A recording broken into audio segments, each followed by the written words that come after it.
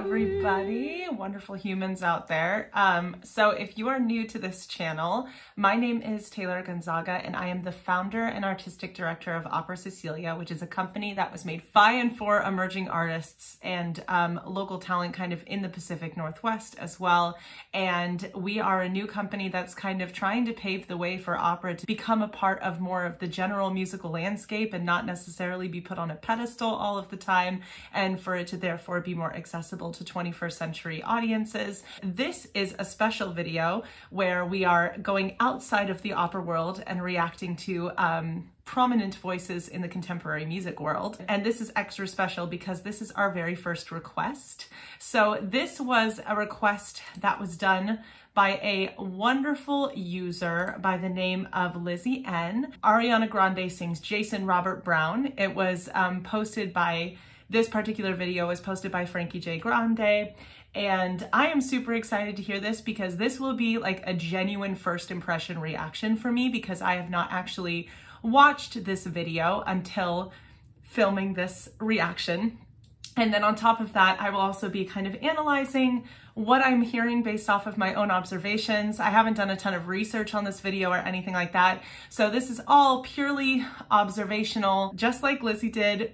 If you have any requests for analysis on this channel or any additions to the Artistic Director React series, we would absolutely love to hear them in the comments. We are huge Ariana fans. We think she has a wonderful voice over here at Opera Cecilia. We've also reacted to operatic artists such as Cecilia Bartoli and Maria Callas, and we have done a great video on the artist Aurora as well. So we are reacting to all sorts of genres on this channel and just have a general appreciation for all things music. So if you have any other great videos you would like us to watch and react to, totally hit me up. And also, if you would like to like and subscribe and continue to support my company and my channel, that would be awesome too. So love you all. Let's get into the video. For me over the years to work with so many great people. Some of them I started working with when they were, really young. I mean, I did shows with just kids, really, and some of those kids then turned out to be international pop stars, which was weird. And so I happened to bump into an international pop star the other day, and I asked her if it'd be, like fun to come sing a tune or two, and she said 3. I said 3 is fine.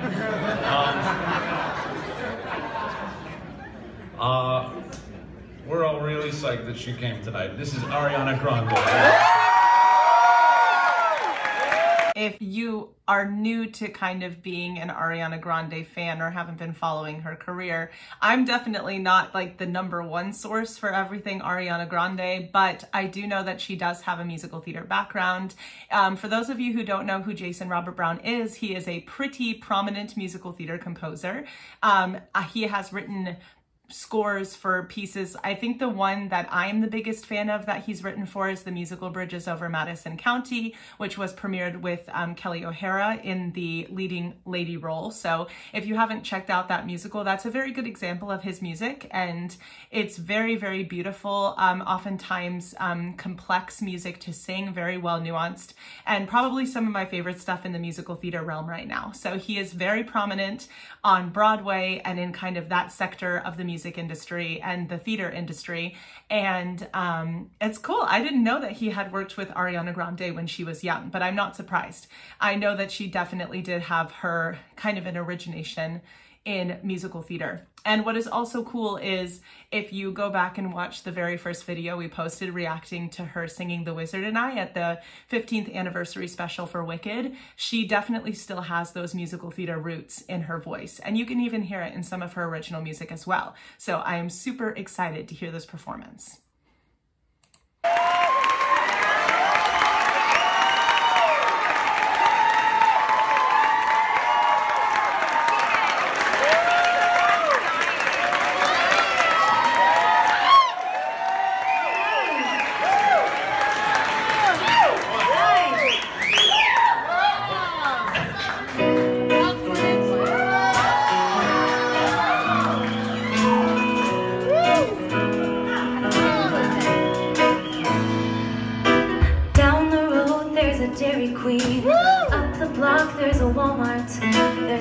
ways you can accessorize your pets. A school, a tree, a couple of churches, and no matter how hard anybody searches, that's about as thrilling as this dumbass village gets. It's the lamest place in the world, but it just got a little bit better. So don't disappear.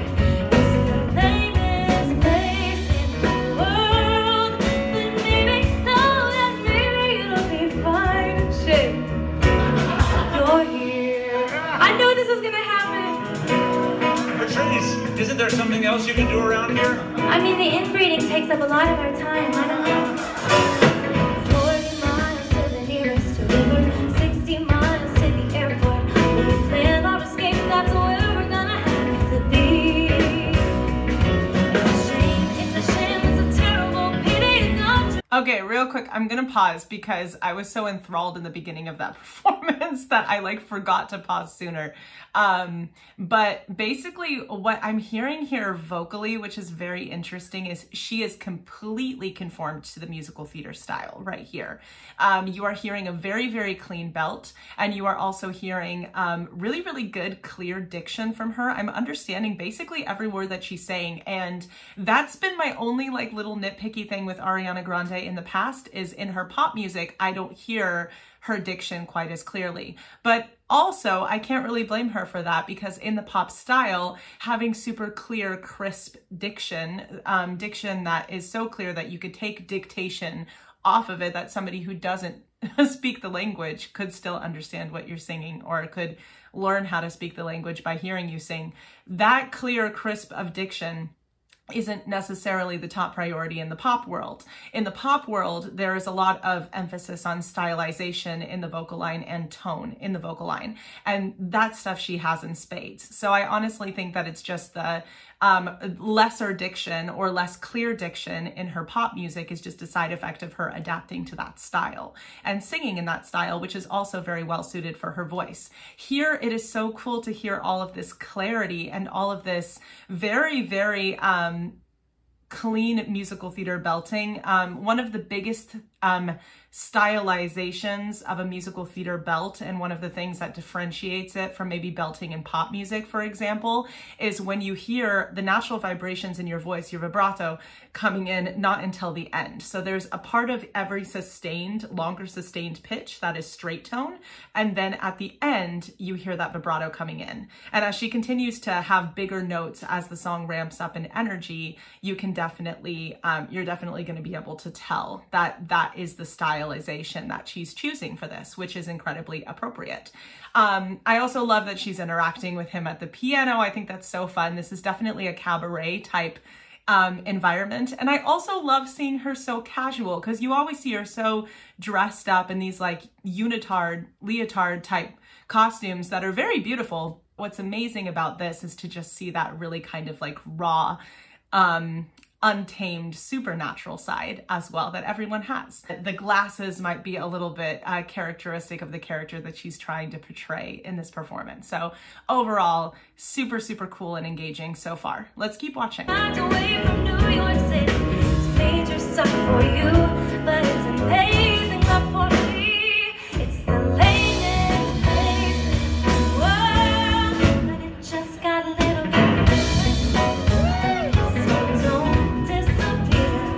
It's the latest place in the world, and you're exotic, intellectual.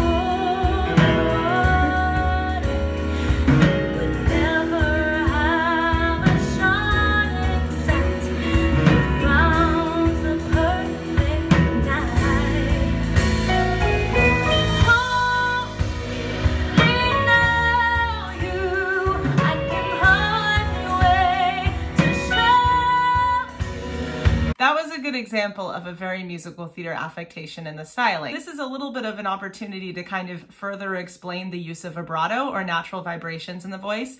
Vibrato is a natural occurrence when somebody is singing at their healthiest. We all have natural vibrations in our voices and they vibrate at different rates. I, for example, am what in the classical industry, I would be classified as a coloratura soprano. I have a quicker vibrato, a faster oscillation of that vibration, which means that my voice is inherently very agile, versus somebody that has a slower oscillation, may not have as much agility, but is going to have a way easier time maintaining a legato, or in other words, a smooth and connected line. What she's doing here is she's oscillating between both because she's able to. And that's a very common thing when using a lot of chest voice or belt in musical theater. Sometimes we want that nice straight tone belt that's going to apply a little bit more pressure. And sometimes you're going to let it wane, let the pressure wane a little bit and allow that loosey-goosiness to come in, which leads to the natural vibrations in the voice coming out. A special note that I always emphasize with my students from a teacher's perspective is that a vibrato should never be artificially created. It's a natural part of your voice that comes out when you're relaxed and singing at your most efficient. It's how sound waves travel. The other thing that I wanted to kind of talk about here is her ability to really like embody the personality of her character. I think I absolutely loved her performance of The Wizard and I. That was definitely more recent than this. This was back in 2016. I'm looking at when the video was posted. So this is a while ago. It's 2021 now. So it's cool that this video is kind of resurfacing and showing a different side to her.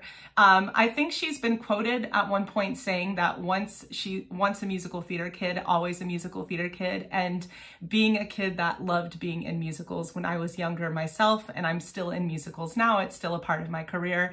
I can definitely attest to that. There is a level of it that never leaves you, and a level of being a part of that community that never leaves you.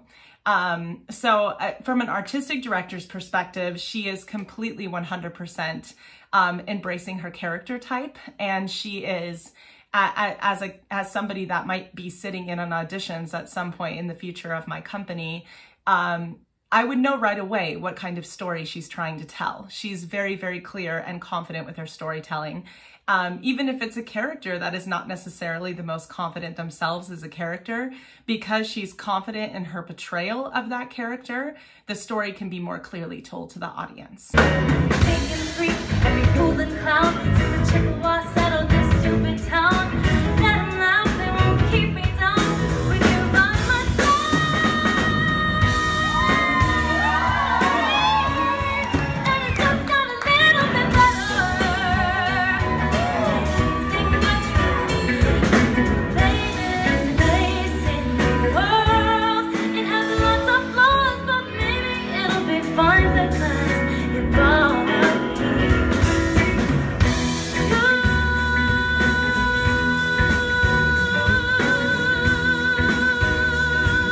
That sustained note, that was a perfect example of the musical theater style I was talking about.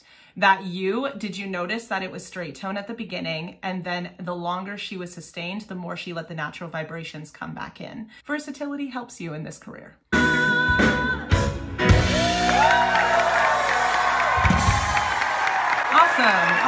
that was really cool.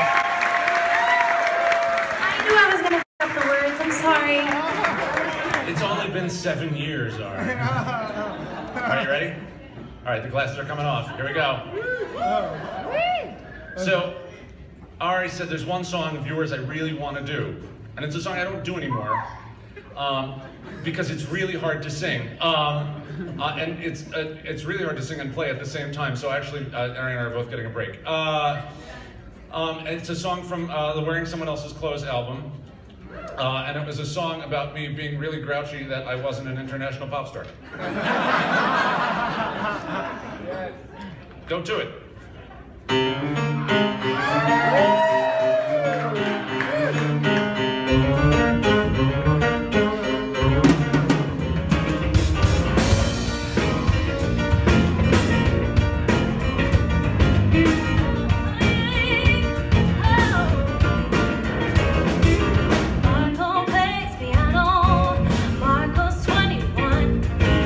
Marco is a former junkie and a Danish actor.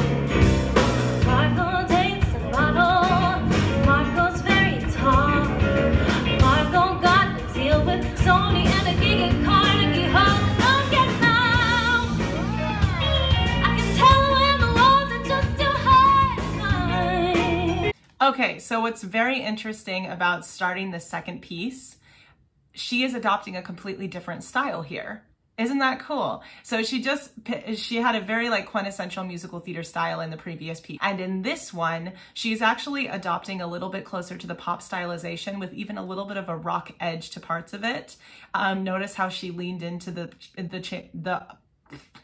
excuse me. Notice how she leaned into the differences in the orchestration, the differences in the instrumentation behind her. Notice how she leaned into the stylization with her performance presence, and that's coming out in her voice as well. So let's keep listening. This is a completely different style. That's really cool.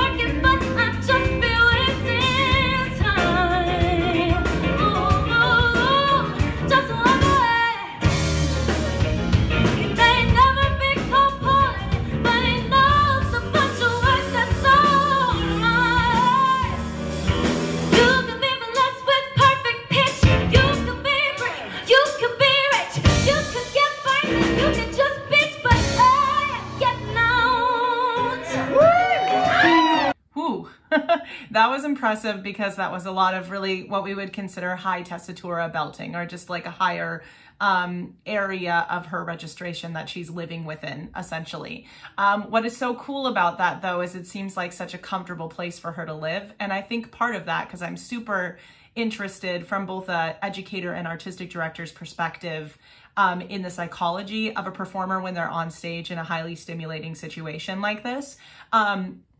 What's so cool is she's able to hang out in that upper register so effortlessly, and it's not really hurting her that much. One, because her voice is a little bit on the lighter side of singers, which just because she's on the lighter side doesn't mean she's any less powerful, I guess is my main point. But because not only does her voice kind of naturally hang out in that register, but on top of that, she is also super at ease in this performance. You can tell that she's having so much fun. She's very confident in who she is, and she really, really enjoys singing this type of music. And being the pop star that she is now, and as high in demand as she is now for her own pop music that she's putting out there into the music world, it is probably refreshing and a fun change of pace for her to get to do something like this from time to time.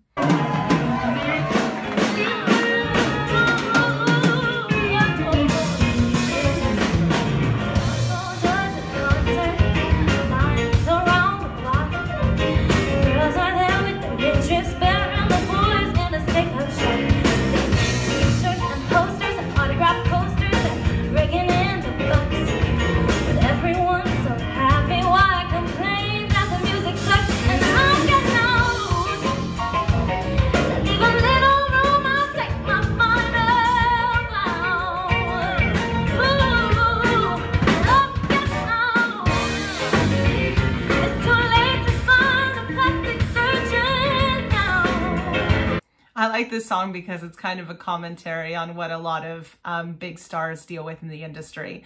I also like how she is portraying the character, because she is kind of creating sort of like a sarcastic air to her personality in this performance, versus in the previous one, she was a little bit more of a genuine or like nerdier character, potentially stereotyped with the big glasses. But I love the fact that she's creating those little character differences between these pieces that she's kind of performing as a set in this performance. She's adding a lot of like more rock affectations, especially in her ornamentations, coming down on descending scales or descending note progressions or interval progressions.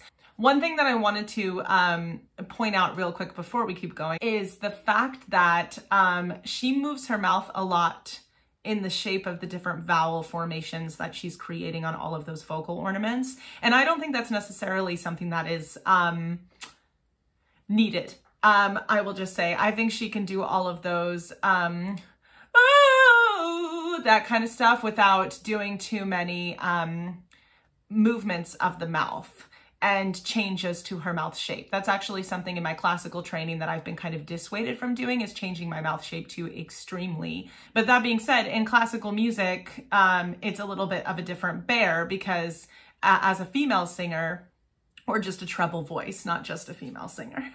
As a treble voice, you're going to be singing things in a higher tessitura, usually incorporating a lot of head voice, and sometimes ornaments are approached differently up there than they are in the chest register. That being said, I think she would be able to create just as beautiful of ornamentation without, or vocal runs, if you will, without moving her mouth quite so much. But it isn't getting in the way of her vocal artistry either. So it might be similar to a Cecilia Bartoli type thing. If you check out that other video, you'll kind of know what I mean, in which she just kind of understands the landscape of the song and how she wants to sing it. And that's just how she does things. But if any young singers are looking up to her as a role model at home, that's not necessarily what you will have to do for your own voice, I guess is what I'm trying to say. All this pain is fleeting. I'm too old to be competing.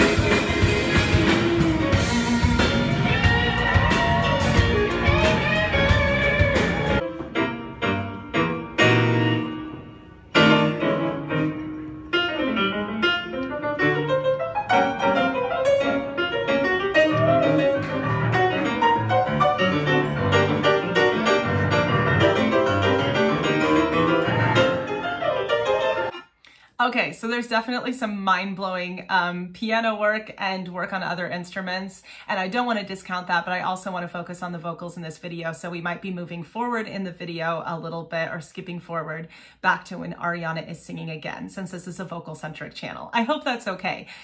No disrespect, though, to incredible instrumentalists out there, because all of that is super, super impressive, and stuff that I'm certainly not capable of doing. So kudos to you if you are as skilled of a pianist, or aspiring to be as skilled of a pianist, especially as Jason Robert Brown, because he's really killing it in this performance. But based off of basically what Ari just did, I will talk more about that now. I really love the fact that she's just like leaning so hard into every style of the individual song. And can I see a little bit of sternocleidomastoid muscles, or kind of the popping veins in the neck a little bit, which might be an indicator of a little bit of tension? Yeah, but like I said, most people have an element of that, especially when they're singing a song that is as vocally demanding as this one. This is definitely a song that you kind of sing with a little bit more natural growl, a little bit more oomph in your voice. I like to call it stank with my students. For some reason, they crack up at that term. I kind of do too. But as a result of that, sometimes you can create a little bit of tension, because that stuff can be a little bit tiring for long periods of time. It can lead to quicker vocal fatigue.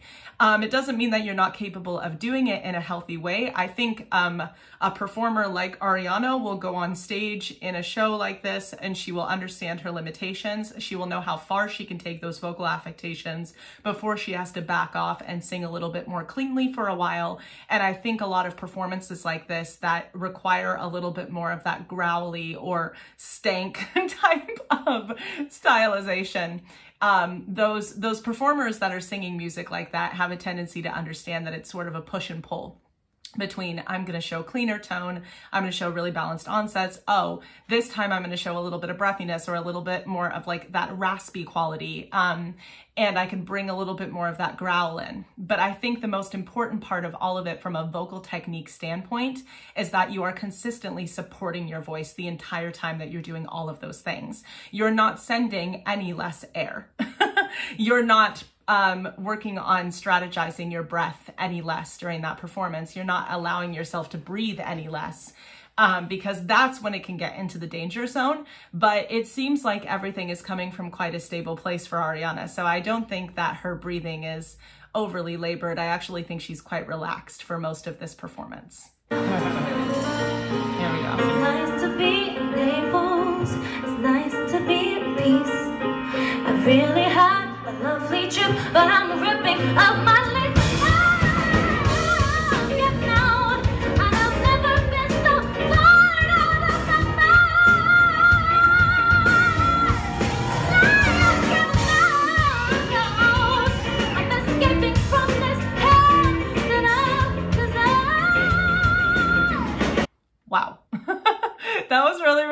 good. That was really good. It was super clear. She's singing very, very high here. And what I would also love to point out is the fact that she's super skillful at stylizing her head voice, or a little bit of a mix, because she is not completely exclusively living in chest voice here, nor should she be. And it's not any less impressive that she is incorporating her mix and head voice. In fact, the fact that it all sounds unified is a testimony to how impressive her vocals really are. So that is super, super cool. And it's super cool to hear a contemporary singer that is utilizing their mix and their head voice and is seamlessly transitioning between those registers, because that I feel like too many pop singers these days have a tendency over and over again in performances to try to bring the full weight of their chest voice up into those upper registers. And that's just not necessary. I am a huge advocate for people going into a mix or a stylized head.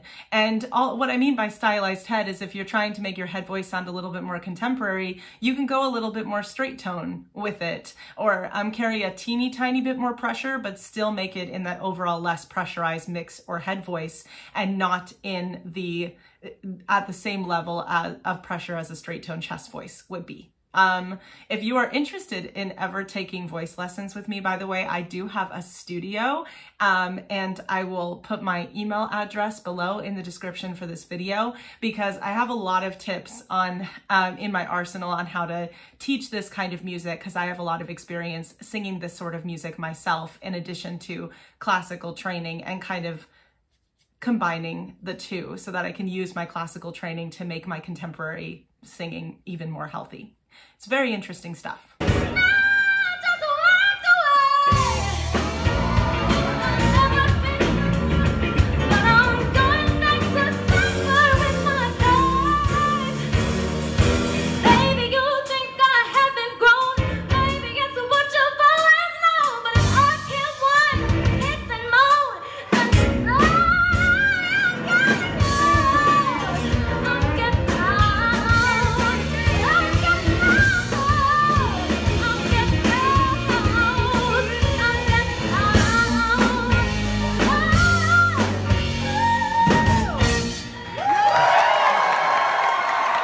Yeah, that was really, really cool. And notice that like complete switch on the woo-woo part at the end. I've found the most success in singing this kind of music by incorporating my head voice, sometimes even going into full head voice toward the end.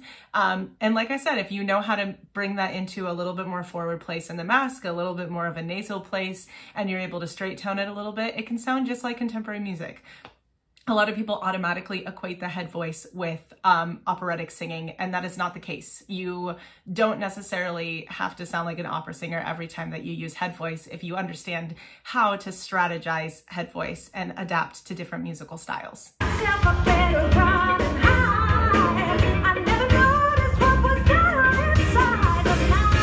Whoa, okay, so it switched straight to a song that she's singing with Shoshana Bean, and I was not expecting Shoshana Bean to come out. So if you don't know who Shoshana Bean is, she is a wonderful musical theater artist. I believe that she was Elphaba in Wicked at one point, and I'm pretty sure she is from Beaverton, Oregon, which kind of like has a special place in my heart because I am a very devout Pacific Northwesterner. I love living in this region. I see a brand new you.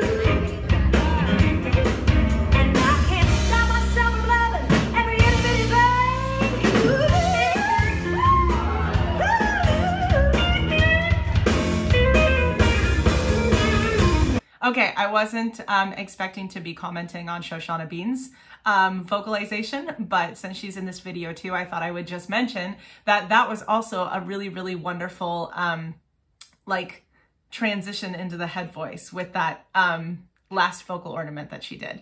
It was very, very soulful, very well stylized. So there's a lot of really, really great transitions between registers happening in these pieces. I didn't know what I was meant to be. I figured no one would be there for me. But now I see a brand new you. I never knew that you could understand, but I love it every time you're here. Now I see a brand new you.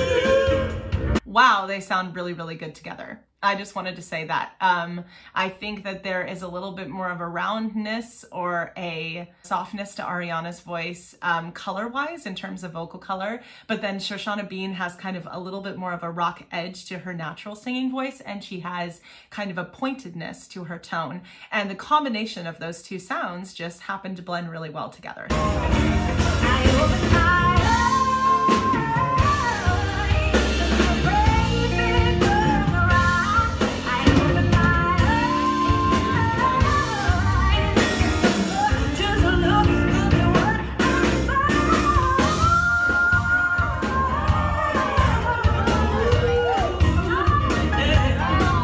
Okay, so in Shoshana Bean's vocalization right there, I just wanted to make the quick observation that she is big time kind of like using her facial expressions, not because she absolutely needs that to make the vocal line. She seems very confident in her vocalisms, but because she wanted to add dramatic nuance to her performance.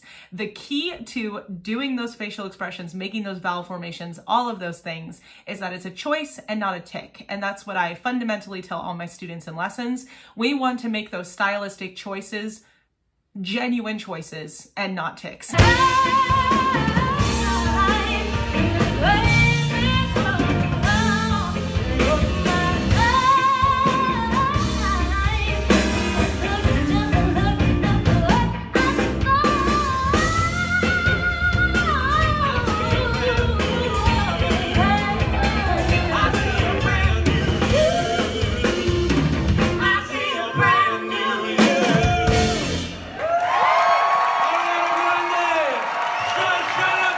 Okay, that was a fun little gift. I was not expecting to get to react to Shoshana Bean too, so that was really, really cool. All right, so overall, I super enjoyed this. Thank you so much for recommending it. This was really, really fun to watch and react to.